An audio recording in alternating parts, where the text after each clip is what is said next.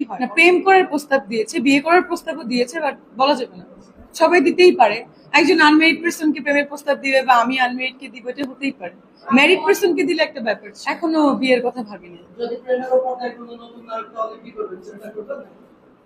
না, প্রেমের অফার দেখা যাক, দিতে থাকো, প্রেমের অফার দিতে থাকো, দেখি কি হয়। আপনার অপারেশন হ্যাঁ, নায়কদের কাছ থেকে অনেক প্রেমের অফার পাই, কিন্তু নায়করা তো কলিগ, সাধারণত এটাই ভাবি, ফ্রেন্ড, আমার খুব ক্লোজ ফ্রেন্ড তারা, এটাই কলিগ। নায়ক আপনাকে বিয়ের প্রস্তাব দিয়েছে। হ্যাঁ, আমি একটা টিভিসি করছি, নোভা ইলেকট্রনিক্স এর।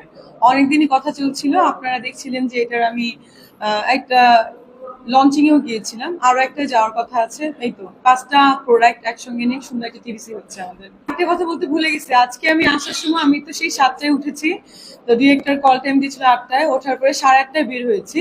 তা আমি তো মানে আসলে দেখিনি যে বাইরে এত